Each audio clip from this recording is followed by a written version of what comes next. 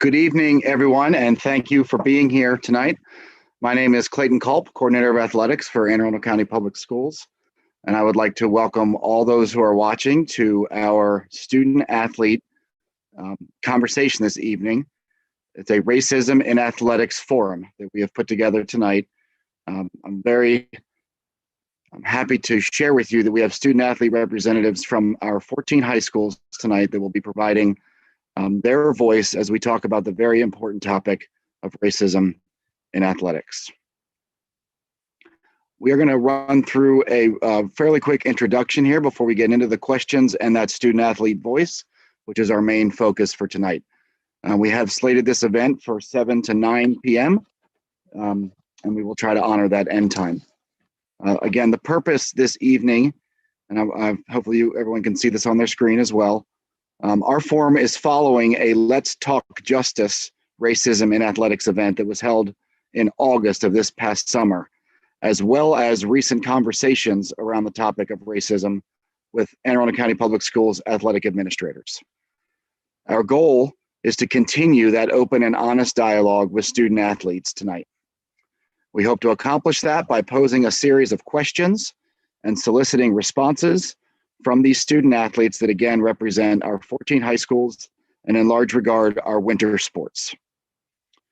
With that, I'm going to give each of our moderators an opportunity to quickly introduce themselves.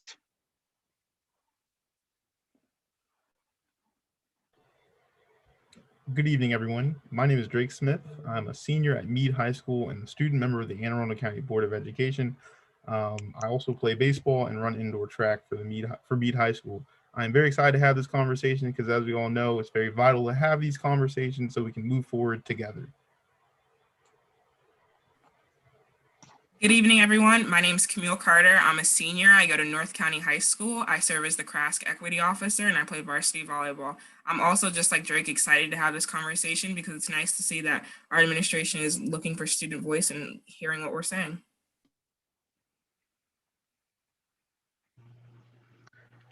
Good evening, everybody. My name is Ken Mueller. I'm the athletic director at Northeast High School. I'm here because I've been inspired by my student athletes. Their initiative of Create Change and Stop Hate at my school has inspired me as a leader of an athletic program to be a part of that change. I feel as if sports and athletics are a great platform to show that no matter what your gender, race, or beliefs are, that working together towards a common goal can always outshine and overwhelm hate. We can be a great example for society to see how it can work. And our student athletes have seen how things have been, and they are smart enough to know what has been tolerated in the past does not have to be the story of their future. So I'm happy to be here.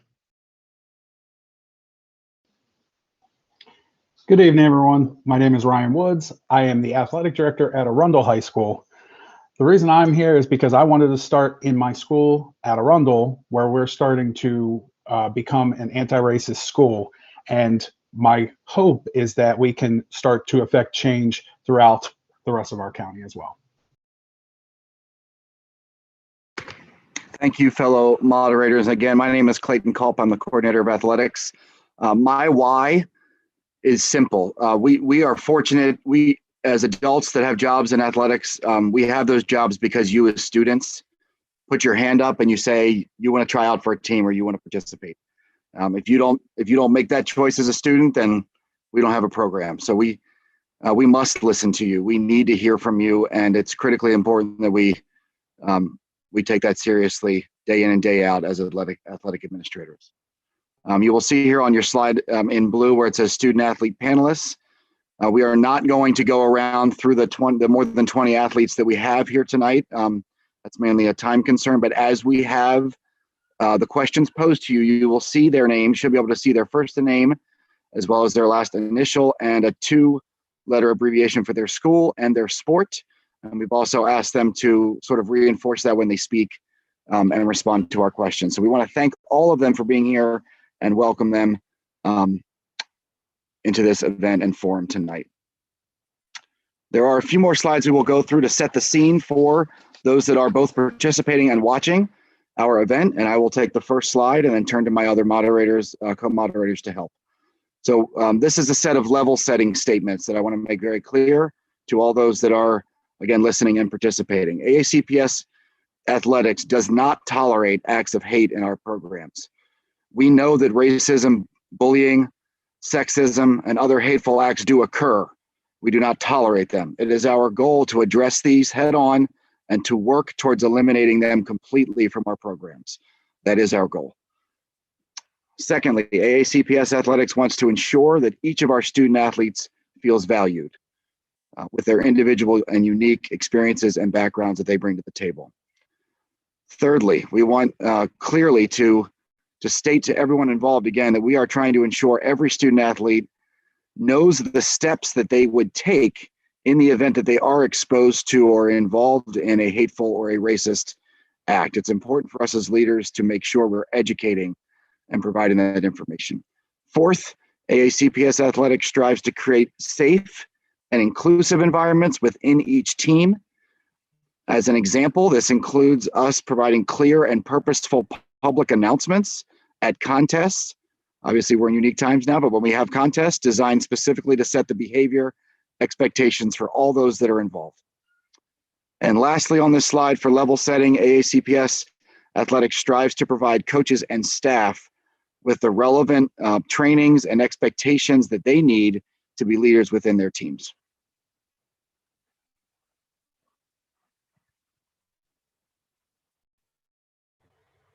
As you've all heard tonight, this is I guess another iteration of the Let's Talk Justice. This is because of the student athletes that came together on Let's Talk Justice, and you're probably all wondering what that is. Well, Let's Talk Justice, Student Stories, Student Voices was created as a forum for students to discuss racism and social justice in the wake of the murder of George Floyd.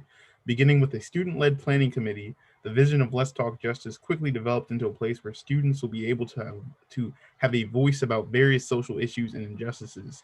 Let's Talk Justice has engaged in 3 countywide town halls, the first one being on racism, the second one being on racism in athletics, and the third one being on LGBTQ plus rights. Book studies and monthly general meetings for students grades 6 to 12.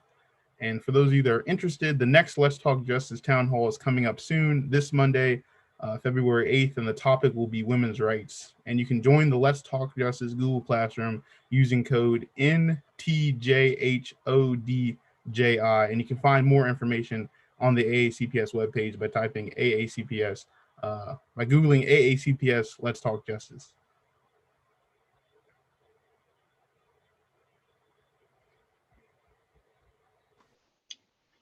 So we have some definitions to go over. The first is racism. Racism is when a racial group's collective prejudice is backed by the power of legal authority and institutional control. It is transformed into racism, a far-reaching system that functions far from the intentions of or self-images of individual actors. That is from Robin DiAngelo, author of White Fragility. The next is a definition of anti-racism or anti-racist. One who is actively working against racism. It is making a commitment to resisting unjust laws, policies, and racist attitudes. Anti-racism is how we get free from centuries of living in a racialized society that keeps us separated and oppressed. That is from Tiffany Jewell's book. She's the author of this book is Anti-Racist, 20 Lessons on How to Wake Up, Take Action, and Do the Work. And the last is microaggressions. The everyday verbal, nonverbal, and environmental slights, snubs, or insults, whether intentional or unintentional, which communicate hostile, derogatory, or negative messages to target persons based solely upon their marginalized group membership. And that is from Psychology Today.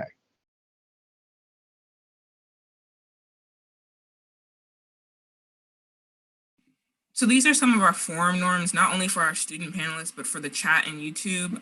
This is a brave space where every individual's experience and story is going to be respected. For students, when sharing an experience, do not include the names of students or staff. Keep your microphone muted when not speaking. Keep your camera on just so we can create an environment that's safe. Use the raise hand feature when you would like to speak. When sharing, introduce yourself with your name, grade, school, and I'm going to add in what sports you play.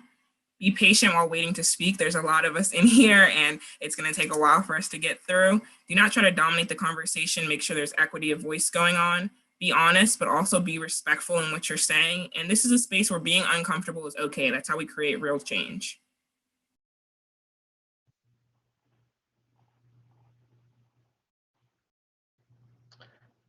Now to go over the format and logistics of the meeting today. The student moderators, Drake and Camille, will rotate presenting the questions and call on panelists who have their virtual hand raised. With the goal of addressing each question within a 90-minute window, we intend to allow 10 to 12 minutes of total response time per question. Every effort will be made to allow as many panelists to contribute as possible. However, some may not be called on due to our numbers and the flow of the event. Mr. Smith and myself will present and manage questions 1, 3, and 5, and Camille and Ryan Woods will present and manage questions 2, 4, and 6.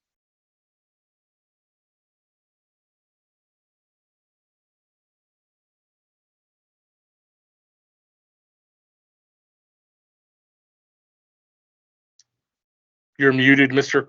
Culp. Thank you very much, Mr. Miller.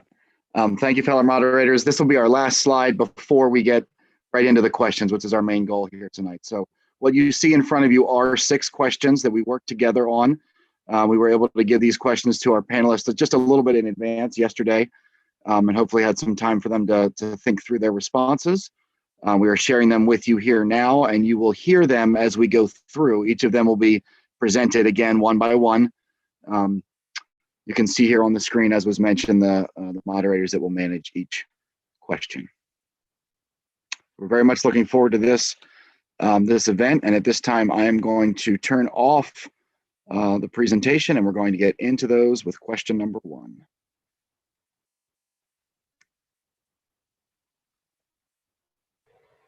Fantastic. I'm glad we got all the formalities out the way. Now let's jump right into it. So the first question is simply, why did you want to be a part of this panel? And panelists, please just raise your hand if you would like to respond to that.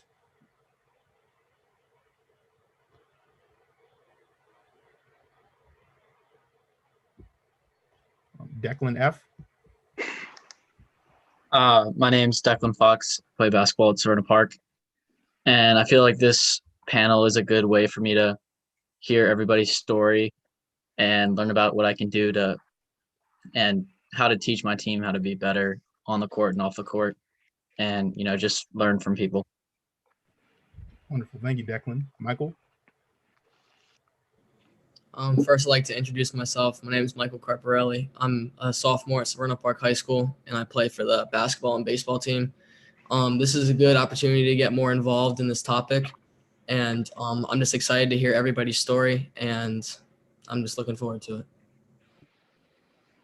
Dalen? Hi, my name is Dalen Brooks. I'm a junior at Broadneck High School, and I play basketball and football. I wanted to join this just to help voice people's opinions that wouldn't normally get the chance to. So just helping out other students.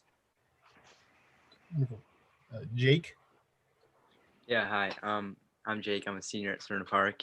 I run cross country and track. And I was just excited to be a part of this because I feel like I've heard it. I feel like I hear it often that, like, at my school especially, that like it's not a problem in athletics. And I really feel like that is part of the problem.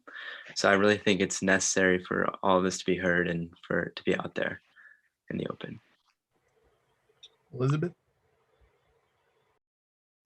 Hi, I'm Elizabeth Reitman. I play soccer and basketball at Southern. I think it's really important to be here because it helps get everyone in the community's voice out, especially at Southern when we're one of the smaller schools in the county. Brianna? Hi, my name is Brianna. I'm a senior at Annapolis High, and I wanted to do this today to hear my peers and what they have to say and what racism they probably faced, and just talk about how we can minimize the issue. Maylette? Hi, my name is Molly. I go to Crofton High School, and I swim and track, and I do swimming, track, and cross country. I wanted to participate because I thought this was an important conversation, and I just wanted to hear about people's stories. Michaela?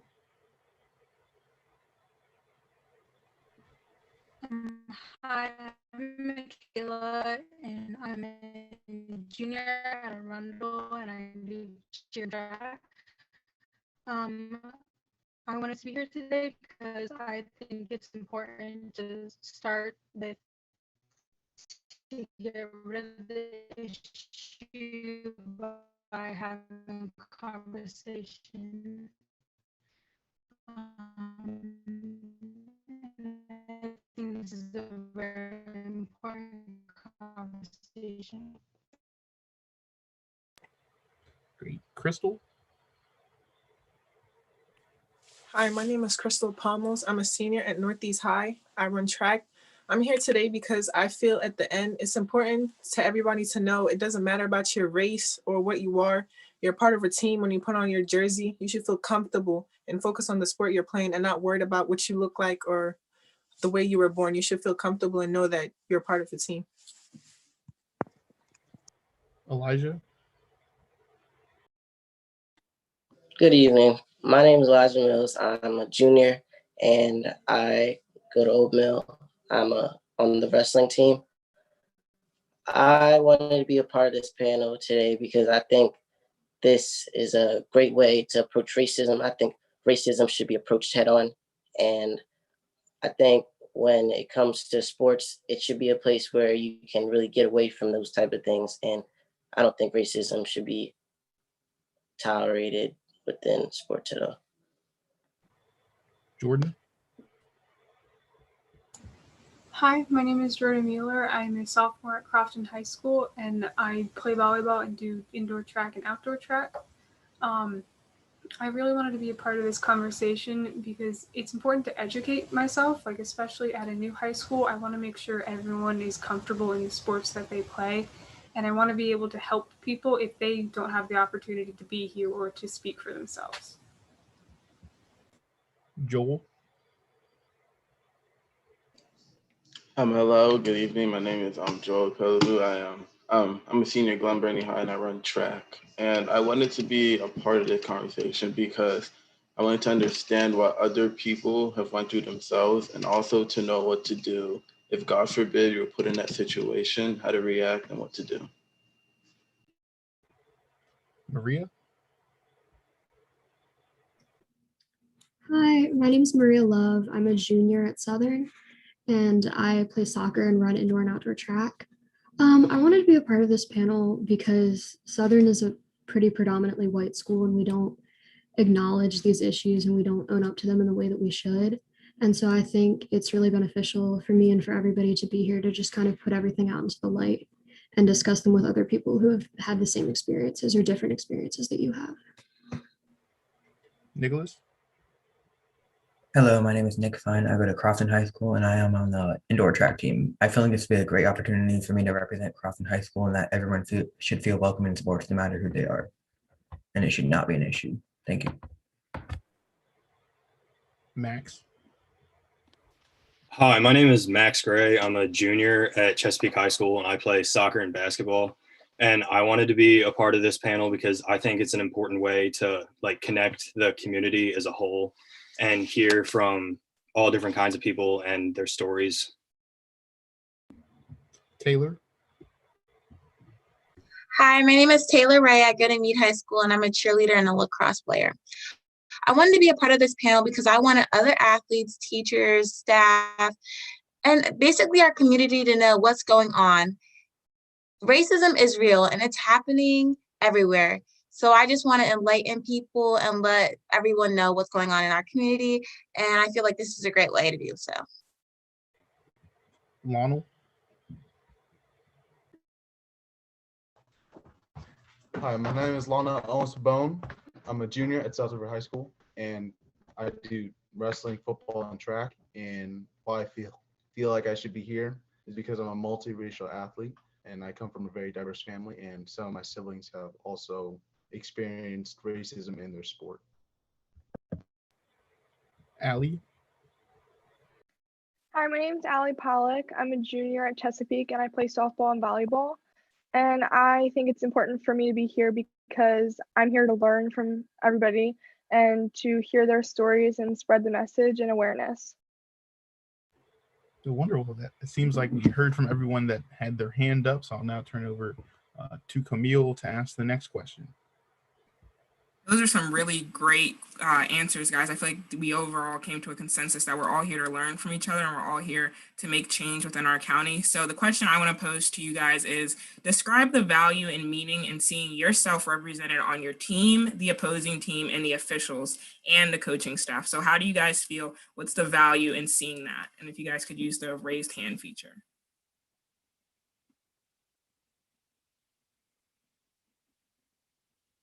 I see Chase. Hi, my name is Chase. I'm a senior at Old Mill, and I run track and play football. And I feel like it's important to just see myself represented in other places, just to know that, like, I'm not alone. I want to feel like, yeah, we're all here to play the same thing. But then there's also a certain sense of alienation you feel when, like, I'm the only Black person in a place, or I feel like I kind of have to make my presence like lesser, just so the other people are more comfortable. And I want not only the other people to be comfortable, I want to be comfortable there myself. So kind of just want myself represented, just to know like I'm not alone. Yeah. Thank you for that, Chase. Joel. Yeah. Oh, hello. My name is Joel, senior. I run at Glenburn High School. I run indoor track and outdoor track. And yeah, I was gonna agree with what Chase said. Just to know that like people know that you're there, and like you know that you're okay being around those people can go a long way with themselves. Whether you're going against them, just know it's a sport. We're all here to do the same thing. Obviously, we're all here to win, but we're not all here to hate. So I feel like, just to go off what he says, that's a pretty big deal within the sports. Great answer, Joel. Elizabeth? I think it's important for me to be here because as an upperclassman and leader on multiple teams, especially at a not really diverse high school, like I need like me, like my girls, my teammates to know like it's not tolerated and it's not okay, even though it's not like spoken up about at my school. Thank you, Elizabeth.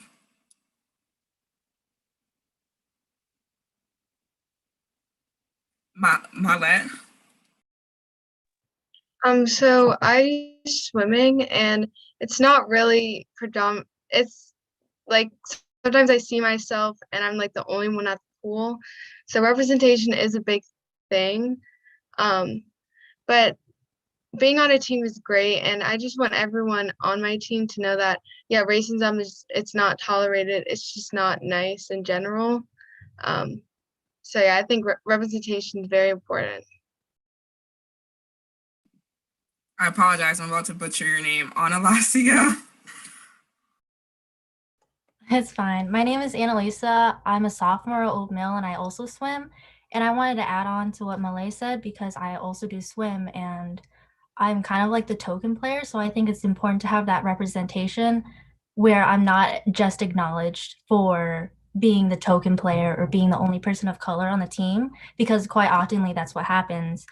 And I think it's important to have representation to kind of show people of color's abilities and skills at their sport. Because at the end of the day, we're all here to succeed and win at our sports and our games. Annalise, I'm going to ask you a follow-up question. Can you describe what it feels like to be the token player and how that affects you?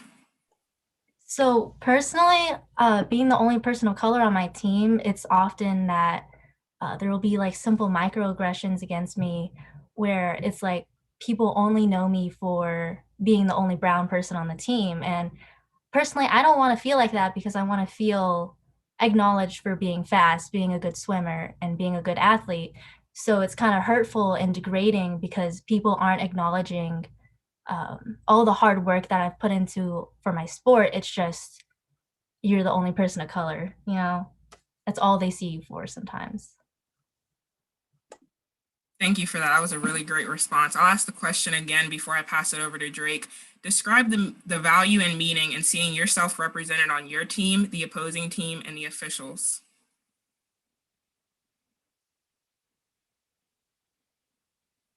Seeing none, I'll hand it over to Drake. Great. It's clear that we all know that representation matters, but the next question is, how can coaches help cultivate meaningful conversations around race and racism on their teams? Maggie? Hi, I'm Maggie Tanner. I'm a junior at Severna Park High School and I swim. And I think it's not really talked about a lot, at least at my school. Being from a predominantly white school where racism is often like underplayed and everyone pretends like it's not that big of a deal when it really is. We haven't really had a lot of team discussions about racism or racism in swimming, which I know can be pretty prevalent because racism is prevalent in swimming. It is mainly like it has a lot of historical issues involving race, and I feel like it's never really been acknowledged on my team at all by players or by swimmers or by coaches or really anyone. And I feel like if we just had maybe even like one talk about it, it would be helpful because I feel like a lot of people on my team aren't necessarily purposefully ignorant. They might just not have been educated on racism in swimming, and they might not know something like the history behind it. And so I feel like that's something that could be really beneficial to some people on my team because they might not get that experience anywhere else. Thank you, Maggie. And it's our hope that this leads to more conversations. Eva? Hi, I'm Ava. I'm a junior at Broadneck and I play soccer. And I think that it's really important for coaches to make a point to have a discussion either like at the beginning of the season or even just throughout the season of like acts of racism on your team or even towards other teams or just anyone on the field, even off of the field, that it's just unacceptable and that there should be some consequences for it, because if something like that does happen and they don't have consequences, people will continue to do it. And I just think it's really important to make it clear that acts of racism should not be accepted on any kind of level on teams. Thank you, Ava. Joelle? Yeah, I feel like most coaches do a good job on it, but just to talk about it a little more, like some coaches, they'll just feel like everyone already knows or like we heard enough. But just to let everyone on the team know it's like or man to woman, man to God, like just talk one-on-one to the team to let them all know like how you stand on it and just totally say it's not okay. We need to do better. And maybe even lay out like consequences for like if you do this, that, or third, like something will happen to you, just to make sure that it's just not happening. Thank you. Michaela? To go with what Maggie said, I don't think it's really talked about at all when you go to a sport, even at like my school. So I think a big part of what coaches can do is that when the season starts, they always tend to like introduce coaches and have a chat like with the team about like what goals they want to have and what their expectations are for the season. I think they should include mentioning like racism won't be tolerated within that because it's never really mentioned throughout the season. It should be mentioned in advance before anything happens. And then as the season goes on, if there are team members who are showing like race acts, then they should have consequences for doing that if they're offending their teammates. Great, thank you, Michaela. And I don't know if it's just me, but I'm having a hard time hearing your audio. It's kind of breaking up. Maybe you can check your connection for the future. But that happens on Zoom sometimes. Next, we have Maria. Yeah, I know coming from Southern, where we're kind of a more rural school, we have definitely experienced some incidences of hate and racism that's really, really unfortunate. But I'm really lucky to say that my coach has done a really good job kind of approaching those incidents and just saying it's not acceptable. That's not what we stand for. And we shouldn't tolerate that and it shouldn't be happening. So I think it's really important to just kind of approach the issue head on and not pretend to be ignorant or pretend to not know that it's an issue. I think it's really important for coaches to kind of just address their teams and just be honest with them. Yes, thank you, Maria. I think it may sound cliche, but honesty is the best policy. The question again is, how can coaches help cultivate meaningful conversations around race and racism on their teams? Next, we have Allie. Yes, so I believe that coaches can make it easier to talk to their student athletes in a way of just talking about unity in their sport on and off the field and just make it about unity rather than pinpointing someone and making them feel inferior to the other people on the team, and really emphasizing the point of unity and that they're all together. They're all there wearing the same jersey and really emphasizing that point. Great. Teamwork is all about unity. Thank you. Annalicia? Hi.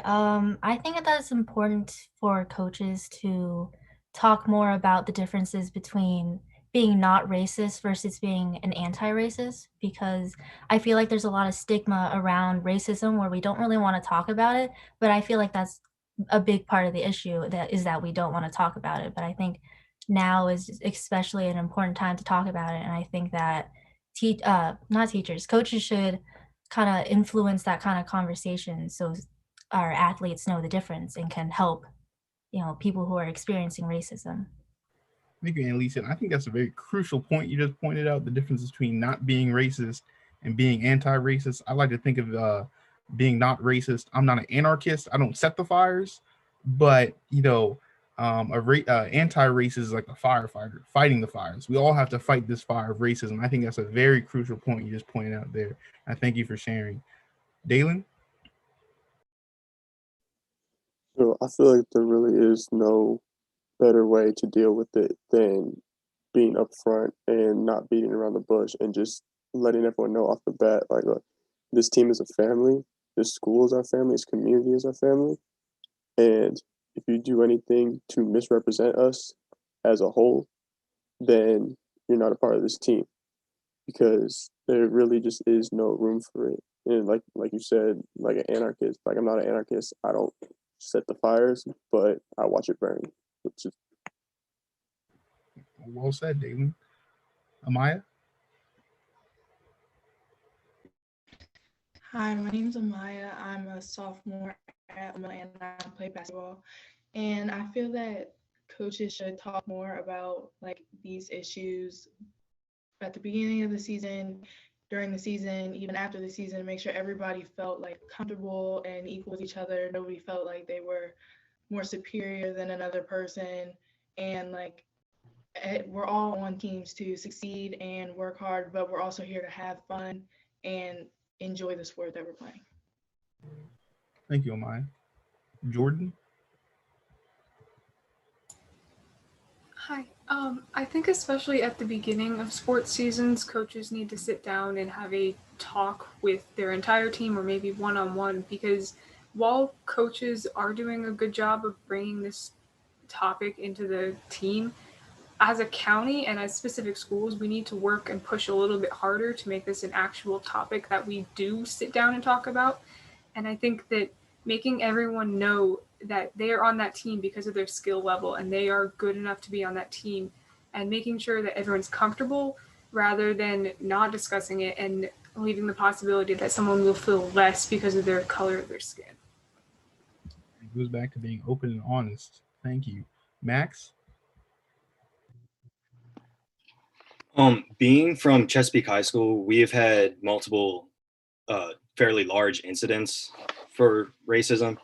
And within my sports, we have had conversations about like what would happen if you ever were part of one of those situations. But I feel that it is very important for people to know that there are consequences and that you just cannot do things like that, because I feel like a lot of people like don't realize that, and they need to understand that we are all together and we are all unified and everyone needs to be treated fairly. Thank you, Max. Chase? Kind of bouncing off what Max said, we're kind of the opposite, like Old Mill. We're more of a diverse school. We like, if you can name a race, we probably have it at our school. So we're really diverse in that term. So I feel like when people are caught being racist and stuff, like the students take action themselves, like they do everything they can, like they basically just try to tell that person or the group of people like, hey, that's not okay. We really take matters into our own hands, and I kind of like that about Old Mill.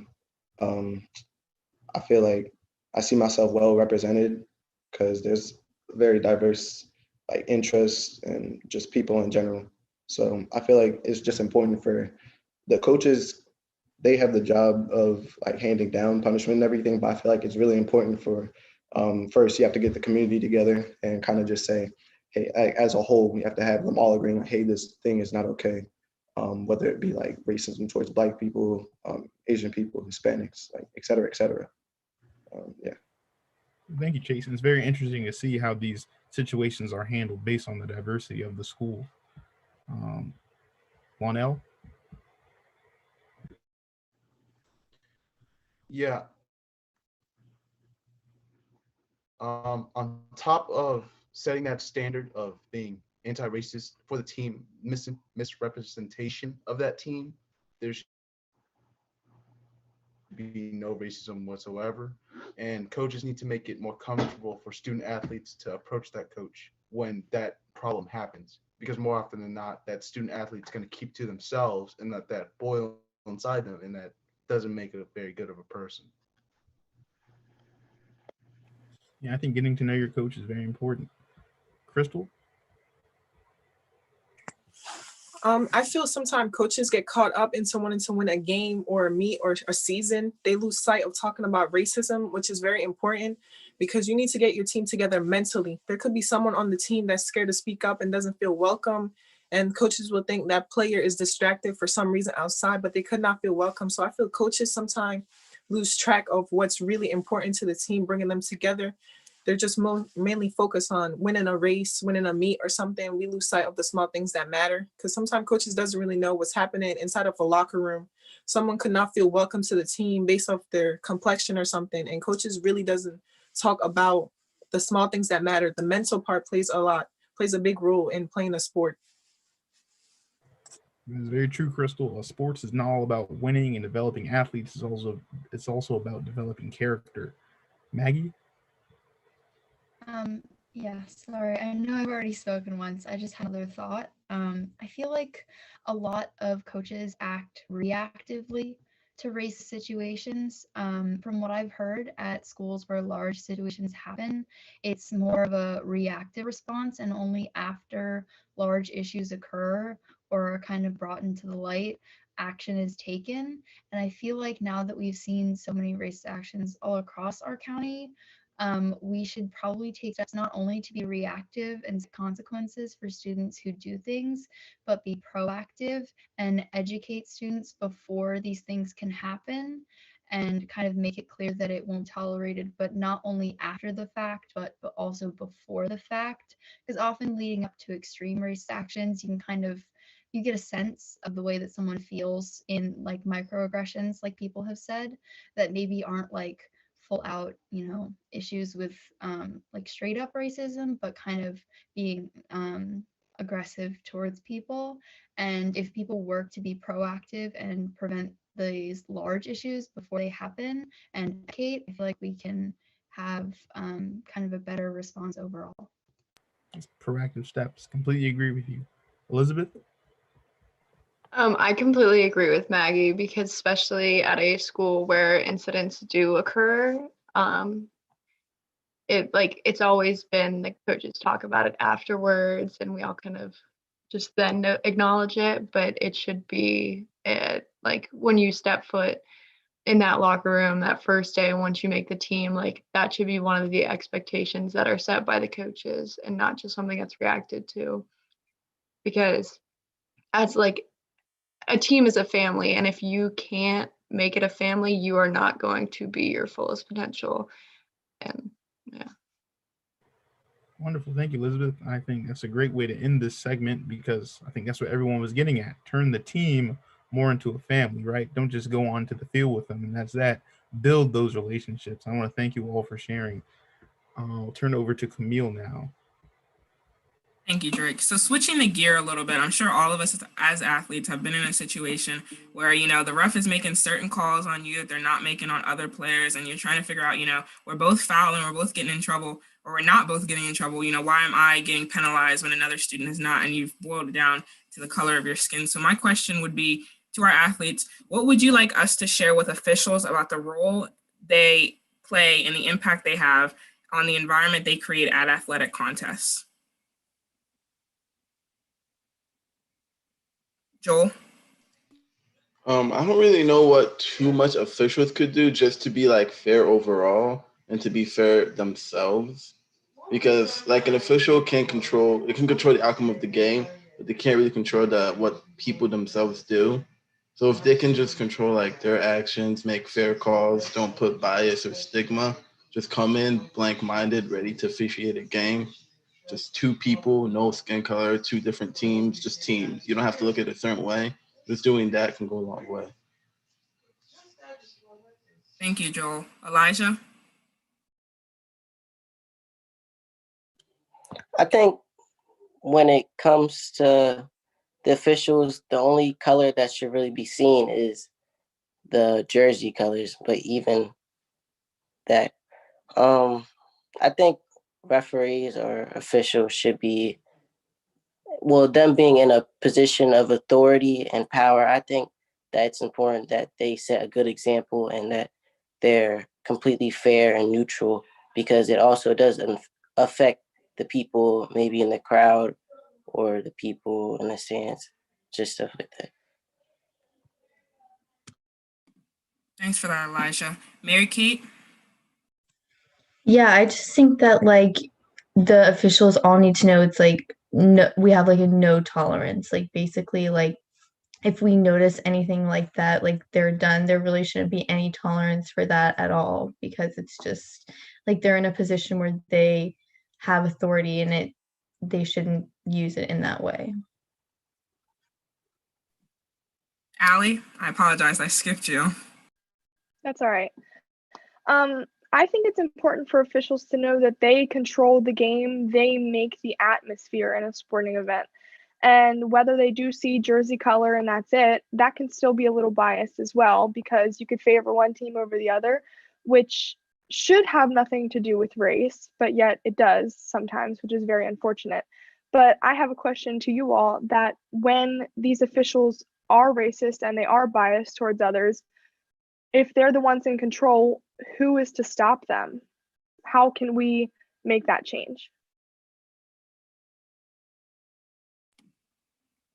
I'm going to direct that question to Mr. Mueller, if he can give us a quick response. Yeah, I guess my response would be that it's more of a part of an evaluation process that we have the ability to report any kind of biased incidents to directors of officials associations. It's important, again, it comes back to communication and the comfortability of our student athletes to be able to communicate issues that come up or situations that come up, sometimes on the field or on the court or on the mat, to their coaches. Sometimes, as a coach sitting on a sideline, you don't necessarily observe or, directly observe situations that might come up.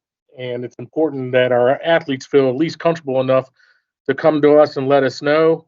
And then obviously my coaches would need to come and communicate with myself as the athletic director, and we have a direct communication line with the associations.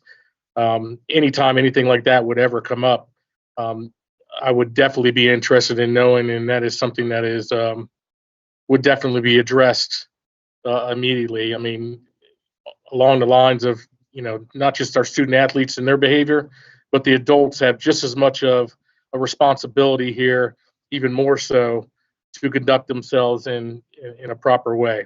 So I hope that answers your question, at least on my behalf. Thank you for that, Mr. Miller. Marlette?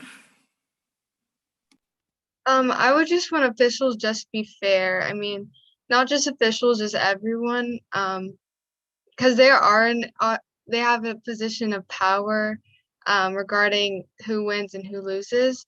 So I would just want them to be fair with everyone.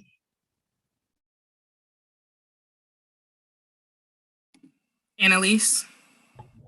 Hi, I just think that it's important for officials to know that a person's skin tone or skin color does not equate to a person's integrity to their sport, because we're all just trying to be good at our sport. And as a person of authority, they shouldn't be putting other players down because they have a certain bias or anything or any prejudice. Maria? I think, like everyone said, we all want officials to call a fair game. But I think one thing officials really need to acknowledge is that sometimes they do have biases, and those biases can create, and they can like be shown as microaggressions or even sometimes acts of racism, whether or not they intend them to be that way. So I think it's really important for them to kind of acknowledge not only the authority they hold over the outcome of a game or a meet, but also the fact that that authority gives them a lot of power and can create situations that make students of color uncomfortable. And I think it's really important for them to kind of examine their own biases when they're coming to officiate a game or a match. Thank you for that, Maria. I'll ask the question one more time just in case any of our student athletes want to hop in on this one. What would you like us to share with officials about the role they play and the impact they have on the environment created at athletic contests?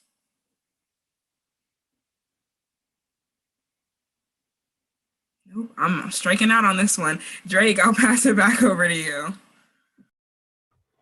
Great. And before we move on, I think it would be nice if Mr. Culp, do you think you could explain the training process or what type of training officials get and maybe who they're governed by? Is it AACPS, the MPSSAA, or some other body, and just their training compared to our coaches' training? Because I've seen through my experience that a lot of the aggressions might be from the team, but more often than not, it feels like they're coming from the officials. Yes, Drake, thanks for that opportunity.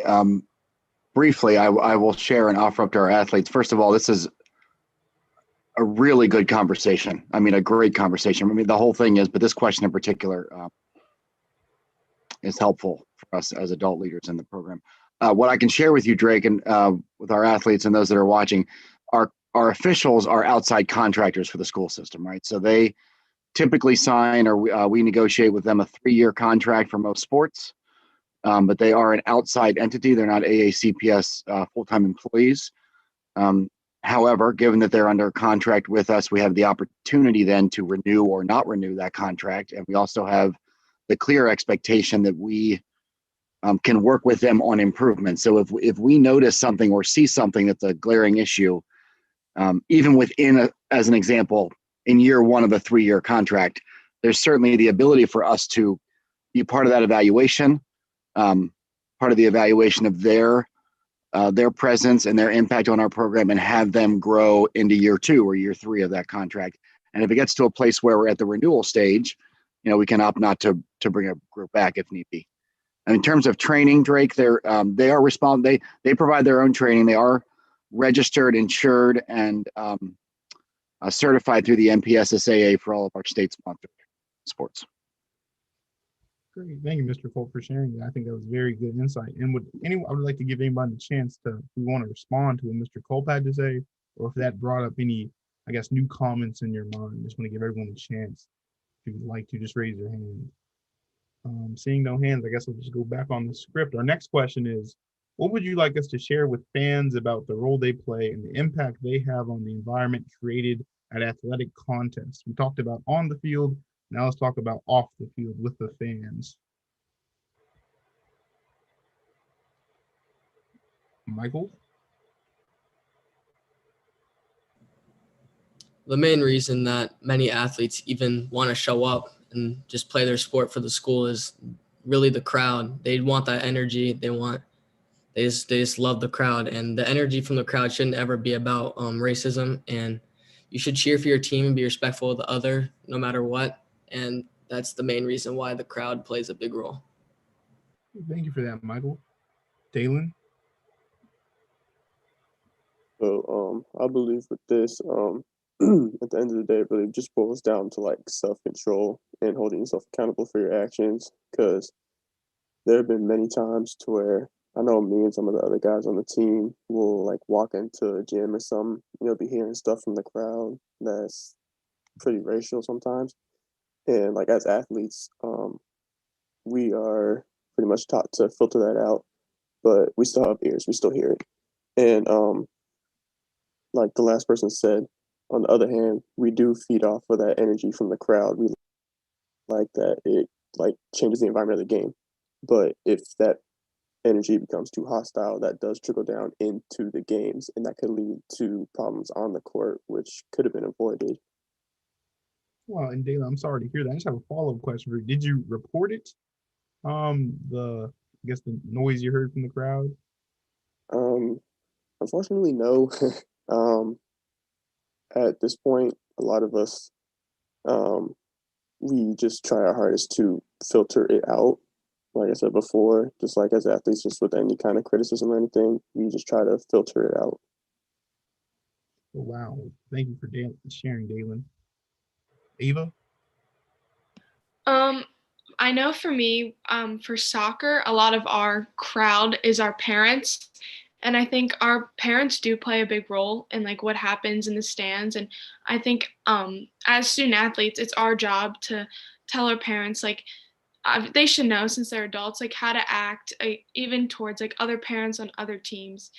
And as someone who like goes to games, or if you're in a crowd, it's our job as leaders on our teams, just leaders at our school, to like take authority, and like if you hear something in a crowd, like tell that person like that's unacceptable, you should not be saying that, and just to gather the crowd together and make sure everything that's being said is positive and like you're cheering your team on, and it should be nothing more than that.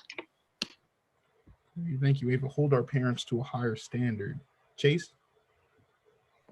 I know like playing football, we have to travel to like other schools, and the crowd consists of not only like the students, but like whoever else just buys a ticket and wants to come in and watch. Usually like I see like a lot of older people in the stands, and like sometimes going to like a more predominantly white school.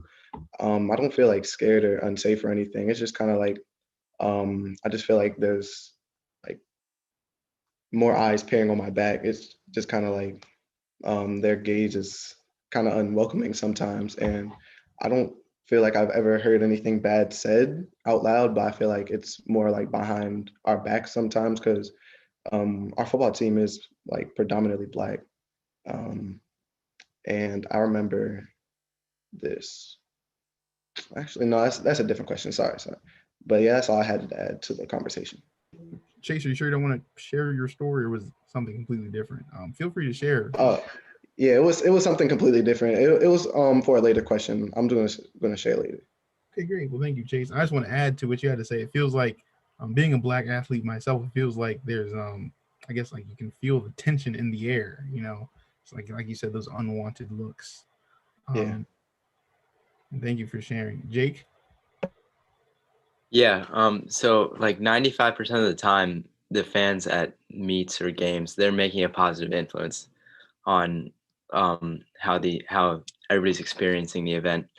But like when you do experience that, I don't know, maybe those charged comments or that hostility, it does like bring attention to the event, and it really just makes everything worse. So I think getting rid of that is just what keeps everything flowing well.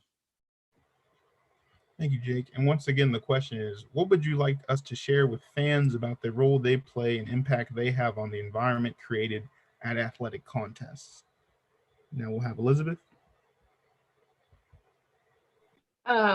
It needs to be like stated that like nothing is tolerated, because playing like two sports that are completely different, like soccer and basketball, and having no crowd at soccer games and a full stand at basketball games, you really see how the crowd impacts everyone. Like if the crowd gets in a bad mood, everyone on the court is going to get in a bad mood. Like it can instantly change an environment, and it can make things very hostile and not a fun experience anymore, which school sports are, for like everyone to come out and have fun and have an opportunity to play on a team. Great. Thank you for sharing, Elizabeth. Joelle? Yeah, I know, especially at track meets, you have a lot of people from a lot of different schools. So it's like and I feel like to explain to those people that what they say actually does matter. Because like there will be people doing it just to be funny or to make a joke out of it. But like to some people that joke could ruin their day or even their week. Like it could linger on them for longer. And you could just say it, and if they could say it and then forget about it. But with you, like it can really hurt certain athletes. So I feel like just to let them know that like what you say is heard and it can hurt. Yeah, words hurt. Jordan? I want the crowd and the fans to know that their comments do have an impact, because sports are such a mental thing that they can really get in your head, and they need to recognize that every single person on that court was chosen and they can play well, and that's why they're on that team. No matter what they think or their personal biases, the coaches chose them and they're playing for a reason, or they're running for a reason, or swimming, and they need to take that into consideration and try and tone back their own bias. Great, thank you. Josh? Yeah, going off what Ava said, set an example with your parents. You can set an example with your friends too. If they're acting inappropriate in a student section, you can reach out to them, tell them they're messing up, and set an example for the rest of the school in the student section. So I think talking to your friends about how you should act in a student section as well as your parents is important as well. Thank you, Josh. Lead by example. I like that. And Alicia? Hi, I think that it's important for the spectators to know that their words can mean a lot, and they think it's really intuitive and it doesn't mean that much. But if you're a player doing your sport and someone says something, it really just degrades you, and you no longer think about the sport or the skills that you have. You're only thinking about what people say.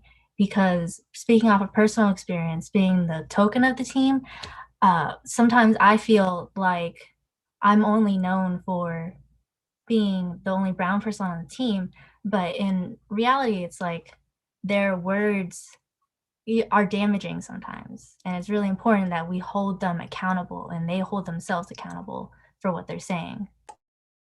Yes, thank you. See us past our differences. I like that. Maggie? Yeah, this is a really an experience I've had as a swimmer, but actually as a fan.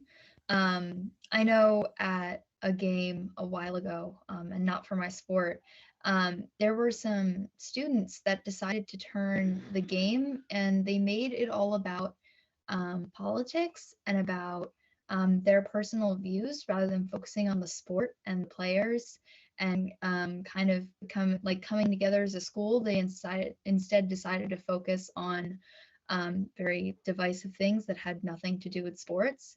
And I think while obviously everyone should be able to say and do whatever they would like, the focus of sports games and of fans at sports games should be the sport itself and supporting and showing up for their school and for their, for their players. And I think it should be kind of set as kind of a standard that if you come to a game or to a meet or something, you're there to support and show up for your school, and you're not there for any sort of ulterior motive or to support some bias that you have, but all you're there for is to show support and love for your school instead of kind of demonstrate your personal, possibly hate. Thank you, Maggie. Fans, they should support their team without drawing attention away from the players. Thank you for sharing. Once again, the question is, what would you like us to share with fans about the role they play and impact they have on the environment created at athletic contests? And next we have Mary Kate. Yeah, I think that it's just like, it's really for fans, it's never that serious that you would ever have to bring it to anything about the specific players. I mean, if you're watching a sport, like, some people are really into it, but it's never that serious that you would ever say something to somebody else. And there are certain sports, not really swimming for me, but for basketball, the fans are like right there, really close to the court with you. You can hear what they are saying, and it's just not good for anyone to say anything about people. Thank you, Mary Kate. That reminds me of an incident that just happened in the news with was LeBron James. Don't be a courtside Karen. Allie? Yeah, so like I said recently, fans are there to be enthusiastic devotees of the sport and of the players. They aren't there to deteriorate from them, and if they are, it shouldn't be tolerated at all. They're supposed to be enthusiastic devotees. That's the textbook definition of a fan, and it shouldn't be tolerated otherwise. And I know at Chesapeake, in our school, in the gymnasium, we have banners on the sides of the walls about fan and students' etiquette in the gym of being a spectator. And that needs to be known and more present in our sporting events. I like that, the banners, gentle reminder. That's a great idea. Would anyone else like to respond? I don't see any other hands. I think just from this, we learned that fans do have a big impact. I want to make sure that impact's always positive. Now I'm going to turn it back over to Camille. Thank you, Drake. So my question for you guys is more about your teammates specifically and how you're going to react if a teammate is put into a situation. So what steps would you take if you observed a teammate participating in a racist act against someone else on your team or on another team? So how are you going to be able to hold your teammates accountable, and if you've had to hold them accountable? So I see Chase first. All right. So, what can I tell a story about, like, vice versa, like this? Okay. So I remember it was a football game and we played Northeast for our homecoming, and then one of the other players, he was white, said the N-word to one of our players, and as like we heard about it and everybody kind of got angry, but instead of like going out and like responding negatively, like kind of just like he said it to like get a reaction out of us, and instead he got a different reaction. Like, instead of like us going out to like try to fight him or try to start something, we all kind of just like held him back and everything, like, no, let's just play harder instead. So we kind of used that negative energy they were giving us and turned it into positive energy for us. And then we just kind of tried to stay away from their sidelines or tried to not engage their players for the rest of the game. And I feel like that was kind of the most appropriate response in that situation, I feel like. And that was a story I wanted to tell earlier. But as far as if a teammate did something, I'd probably, I myself, I wouldn't report them to like the board. I'd say tell our coach first and then let him or her handle it. And then I feel like as a team, we would like kind of just come together and just tell them what they did was wrong and try to explain why and hope that they would correct themselves in the future. Thank you for that, Chase. Like Michelle Obama says, when they go low, we go high. I see Declan next. As a leader on the team, I'd probably talk to them individually first if I heard anything about them being prejudiced towards anybody else on the court or even in school, and let them know that, like, we're not going to stand for that, and our coach wouldn't want to hear about that. And if it happens again, then like I don't want to play with somebody like that. And if it comes to that, I would tell the coach and see any action taken necessary or something like that. It just I wouldn't want to play with someone who attacks anybody just for their race or orientation. Thank you. I see Joel next. Yeah, like Declan said, especially being the captain of like being the captain of the team, like you have to let them know. Like if that would happen on our track team, it would have to be go to the coach, because to run next to that person every day and know what they stand for, and like even like say you talk to him personally and you just say don't do it again, that's gonna give him leeway. It's like sometimes you don't give people warnings because some things don't deserve warnings. So just right away, I would have to let the coach know, just because that doesn't really fly. Thank you, Joel. Jordan?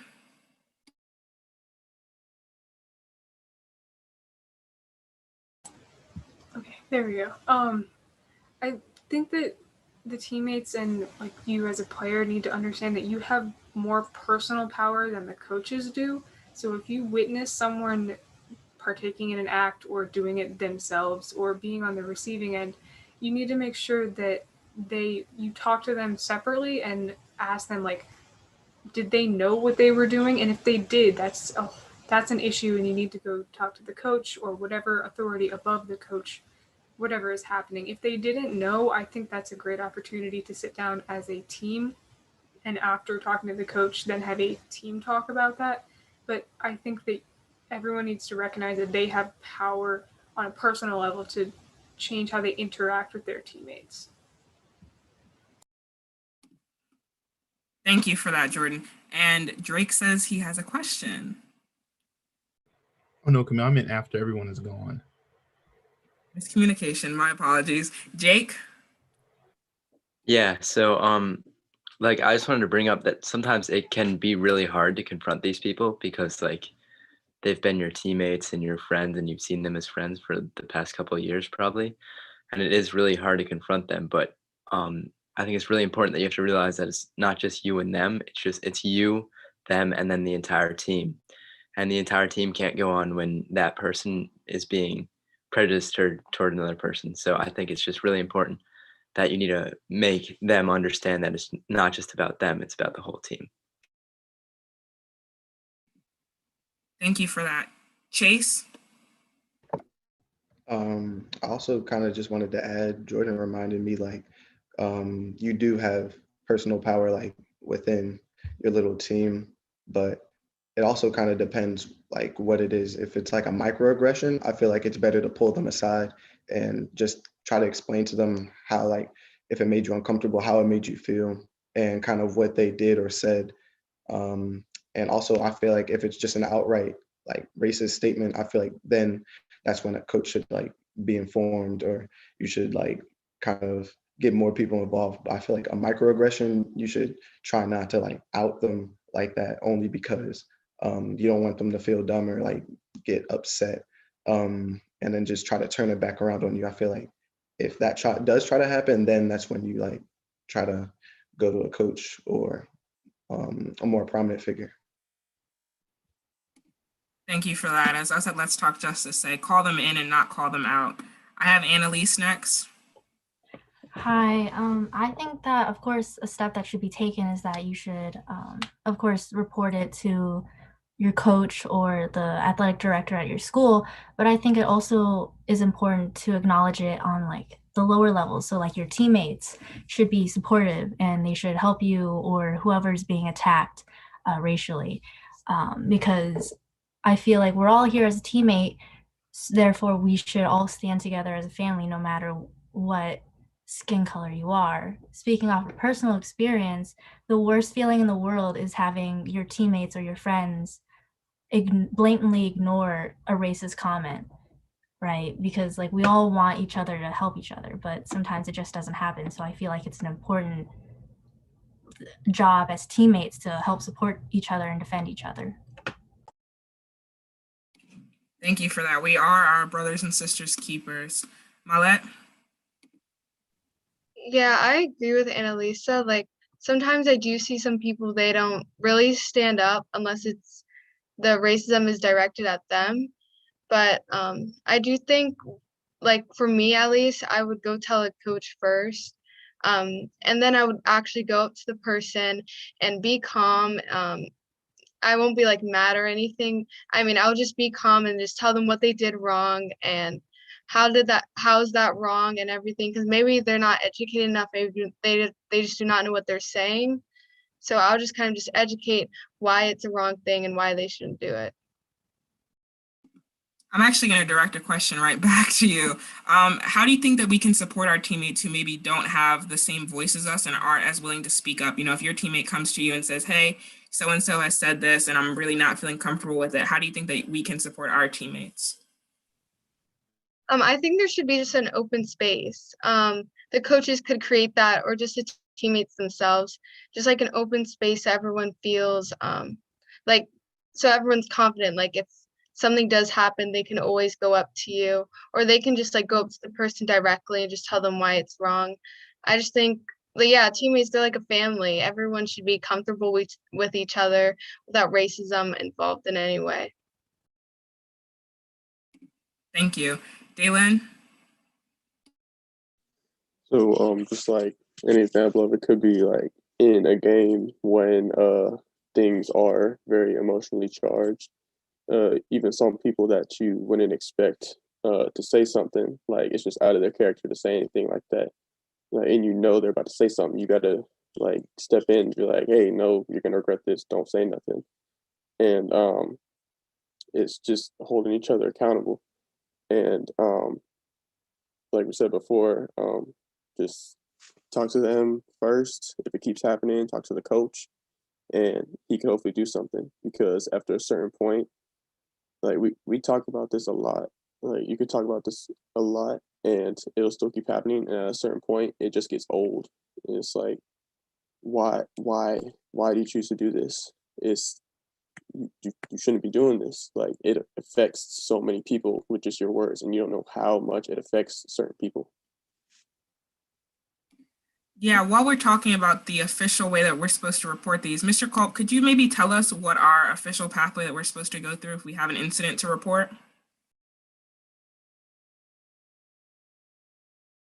Thanks, Camille. There is right on the AACPS website, there's a link for anyone to report an incident that's needed, you know, from there, whether it's a racist incident, a bullying incident, something around mental health, anything that someone feels like they need to provide, or they need us to provide them an avenue to report that and document it. That can happen right on the aacps.org website. Now, I will tell you the location of that has moved at certain times, and it's definitely incumbent upon us as athletic leaders to make sure everyone knows where that is, right? So in addition to what everyone's talking about here about the conversations, the reporting to adults, in person, athletic director, coach, that's a different way to report than anyone can do, including a family member at home. And we all need to be aware of it, certainly. And it's my job and our job to make sure our coaches in particular are aware of that. And then last question for you, Mr. Culp. If we're having an issue with our coach, if it's maybe a coach who said something that's problematic, how would we go about reporting that? Thanks for that one too, Camille. Certainly at any point, or if the chain of command can't be followed due to the incident that's occurred, you go to the next step. So a coach's supervisor would be the assistant athletic director or the athletic director. That would be the natural next step. And then continuing that to every high school is, athletes are going to know this. I don't know that everyone that's watching will know, but each of our high schools has an administrator assigned to the athletic department as well, which is one of your assistant principals and then principal after that. So there's a number of folks in the chain of command. If you're not comfortable going directly to the coach, you can go to next. Thank you, Mr. Culp. Crystal? I feel if someone on my team says something racial, it has to be ignorant, because ignorant is lack of knowledge. So you have to have lack of knowledge if you bring color into a sport, because sport has nothing to do with the color of your skin. It's about your talent, the skill, and what you can bring to help make the team a better place. So I'll definitely take that up to a coach, because a coach needs to know where their player or their team mindset is at. If they think color plays a part in their sport, then they need to have a conversation with the team and adjust the issue, because it's about your skill, not about your race or your color. So yeah, that would have to be up with the coach. Thank you for that, Crystal. I'll pass it on to Drake. Great. Thank you all for that wonderful discussion. We've run out of the pre-submitted questions, but I do have a question just because we have a little bit more time. So I'm one on the Board of Education. I just don't want to talk just to talk, right? I want action after this. So my question to you is, what do you want to see after this? What next steps do you want to see taken in our athletic programs? Because this is a journey and this is just the first step. So if anyone would just want to respond, I know there's a lot of fine ideas shared today, but if anyone would just raise your hand and say what you would want to see next that make you feel more comfortable playing a sport. Joel? I was gonna say maybe some way where coaches could start implementing certain things to make it so, like, not just so we can avoid situations like this as a whole, like not even have it to be a problem to fix in the first place. Just maybe even start off different. I don't know if ACs can do this, but like different training for coaches, letting them know how to handle this situation if that happens. Because I feel like if a coach can stop it before it gets out, it can prevent the whole team from, because once one person hears about it, the whole team knows, and then it can all fall apart from there. So having a coach stopping it before it gets out would be, what I say would be something that should happen. Great, thank you, Joel. Take those preventative measures. I like to say, you got to treat racism and bigotry kind of like a concussion. Exactly. We all know what to do if we get a concussion, right? They hammer that into our heads, right? We should do the same thing with racism at all levels. It just makes sense. But thank you for sharing, Elizabeth. I think it should be more known that like students should speak out about it, because like as someone who made varsity as a freshman, like I looked up to those girls so much, like the upperclassmen. So like if something stupid happened like with girls my age when I was a freshman and they were like, hey, that's dumb, like just don't do that, and spoke up about it at the beginning of the season, like I wouldn't do it, because like those are the girls I look up to. Those are like who I want to grow up and be. But like right now it's not really spoken about by the upperclassmen and the like seniors. I really like that, Elizabeth. That's like I guess a call to action, I guess, to everyone on this call, not just the seniors, but when you go back to your teams, take some of the stuff you heard here tonight and really make sure your team and your school is a better place. Let's rise above this hatred. I really like that, Elizabeth. Thank you. Mary Kate? I think that this right here is already like a step in the right direction.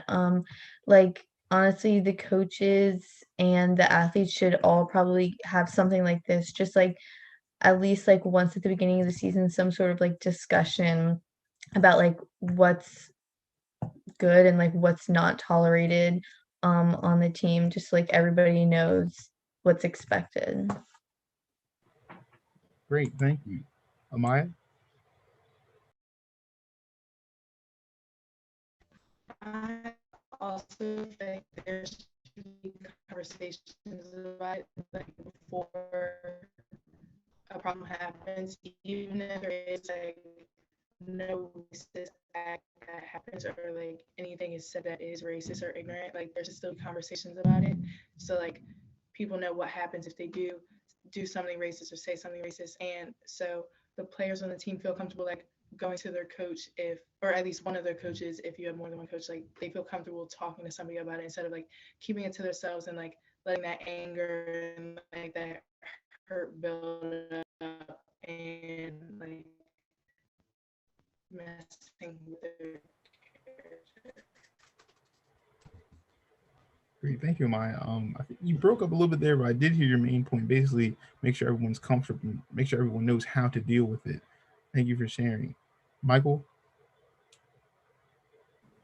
I think a great step forward that the county could possibly set up some sort of fundraiser that can invite athletes from all schools within the county and just invite everybody, and when they come together from different schools, they can get to know each other on a personal level, and yeah, it'd just be a great experience for everybody. Thank you, Michael. That's a very creative idea. Jordan? I definitely think having a talk at the beginning of the season or even before tryouts, like making it known that the coaches won't tolerate any acts of racism on that team so that people know what they're getting into, but also what's expected of them. And I think maybe having like once teams are set and you are on that team as part of the family, if you could take a pledge just to have it in writing that everyone has established what's expected of them. And I know there's other things that we have to sign off on, and I think including being anti-racist in that would definitely be a step in the right direction. Thank you, Jordan. Once again, the question is, what do you want to see after this? What next steps do you want to see taken in our athletic programs? Now we'll have Max. Kind of going off what Jordan said, I think it will be important for all of us to share with all of our teammates and members of our community everything we've learned today and all the experiences we've heard about, so everyone knows like what's going on and everyone's aware of everything that's happening. Thank you, Max. And Alicia? I think that a big step that needs to be taken is that coaches really emphasize that their team is a safe space and kind of give more resources to the students who experience racism. Because personally, I wasn't aware of the little complain link. So I think that it's important that we kind of give more resources about that and like make it more established when you enter a sports team. Just make it plain. Does anyone else have anything they would like to add to the conversation? Because after this, I'll be turning it back over to Mr. Culp, who will close us. Speak now or forever hold your peace. Great. Well, I want to thank you all once again for this fantastic conversation. I think Mr. Culp and all the athletic directors have gained a lot from this, a lot of insight, and they have a lot to work with. And I personally want to thank you all for being so brave and sharing your personal stories. So, Mr. Culp, take us home. Thank you, Drake. I'm going to give each of our moderators, if they would like, a chance to, give a final comment here in just a minute. I am going to pull up our slideshow one last time and go to the last slide. If you just bear with me.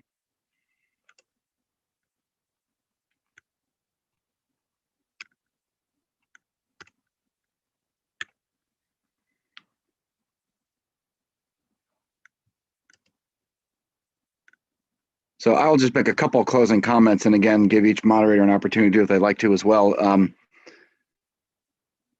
This has really been impactful. I mean that sincerely. You guys have shown a light on a number of aspects of our program that adults need to pay attention to, and frankly, that we all do.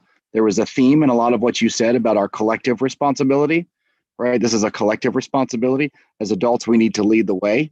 We need to continue to keep the light on this conversation, but we all have an opportunity and a responsibility to address racism and other acts that are unacceptable, whether they come through the lens of, an interaction student to student, official to student, fan to student, fan to coach, however that works. We all have a role to play in calling it out and addressing it and in making it better. And I really appreciate what you guys have shared. You'll see on this last slide in the bottom right corner, as you saw on the first one, those are our 14 high schools. And it's a little cheesy, but I consider us to be one big 14 school family.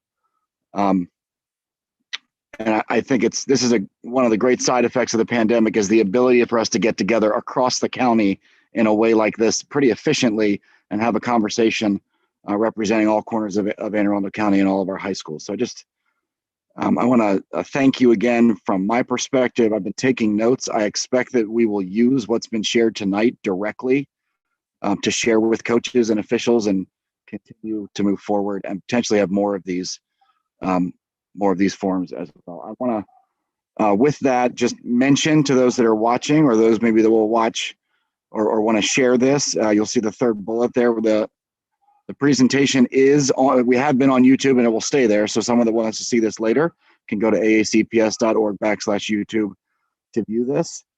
We are intending to put out a Google form following this event, not immediately, but after we have a time to debrief, pushing that out to every school, opportunity for folks to add more input, give us more feedback around this topic. So that's something we intend to get out to every school relatively soon.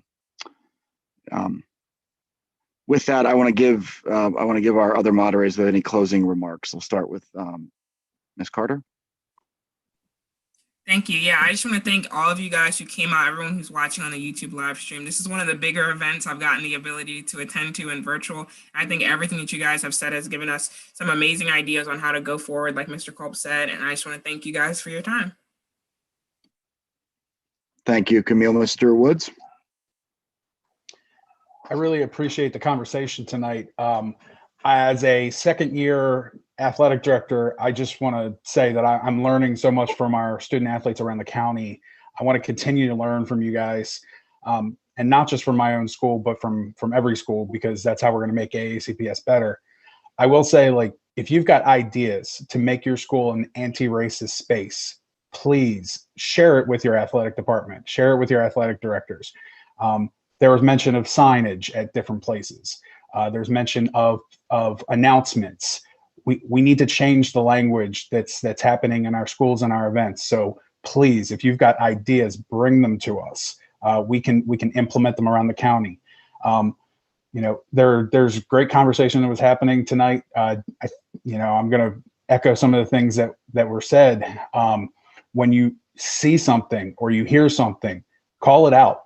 Call it out right away. One of the strategies we've been trying to give our athletes at Arundel through our ALC is, interrupt it. And when you see a teammate interrupting someone being racist and trying to stand up for what's right, you got to echo that out. You got to back that person up, because there's strength in numbers. So I believe Dalen was talking about a teammate standing up for what's right and calling somebody out. Be that person that's got that person's back. Just continue to be the best people you can be. And I really appreciate the conversation, everyone. Appreciate it. Thank you. And Mr. Mueller. Yes, thank you. Thank you to all of our panelists here and our student athletes. What some courageous conversations that occurred tonight. I did want to share one thing through an athletic director lens. I know that when we do have incidents at our school, that a lot of us, or a lot of people to observe, want us to hold true to a zero tolerance policy.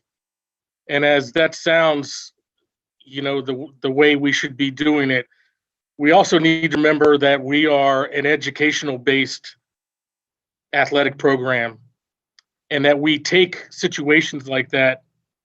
And I need my coaches, and I preach to my coaches, that we are teaching and coaching teenagers, and that to use these opportunities as hard as they are to grow our athletes, to grow our student athletes, and to teach them and educate them. I heard the word ignorance used a couple times tonight. And the only way to fight ignorance is through education and educating our student athletes. So what I want to pass along to you, as you hear about situations that may occur at our schools and you see how we handle them as leaders and adults, do understand that is our main goal, is to somehow move forward with some education to our student athletes that maybe are ignorant and don't have that base of information that they need to handle themselves correctly. If we were just to cut loose an athlete on a first case scenario, we lose that opportunity to educate them. So a lot of times we're doing the best we can to try to help them grow as humans and become adults. Most important thing I really brought out of this, and it's discussions that we've had as leaders ourselves, as athletic directors, is to also work on getting our coaches to be proactive and not reactive. And not only our coaches, but ourselves, even as educational and athletic leaders ourselves, we want to be proactive. The reactionary way, we have learned, does not work, because by then the damage has been done. So I appreciate your comments. I know that I learn every day, and tonight I've learned a lot, and I appreciate all your comments and your conversations and sharing. And I wish us all, luck in the way we handle this. And I can't wait to be a part of the change. And that's why I'm here. Thank you. Thank you, Mr. Mueller. Couldn't have been said better by any of us, I think. I just want to, this has been a great night, best night of my week so far. And I want to let all of our athletes know, the panelists in particular, a final thank you. Those of you that chose to do this, put your hand up and said, hey, I'll come speak on this issue on a public forum. Frankly, we'd love to have you. We'd love to have you back. Consider what you might want to do in your future, panelists, post-graduation, because we take any one of you as a leader in our program, whether that's officiating or coaching or athletic directing. Really appreciate your time and love to keep that connection going. And we will use this information to get better as a county. Thanks, everyone, and that will conclude our presentation tonight.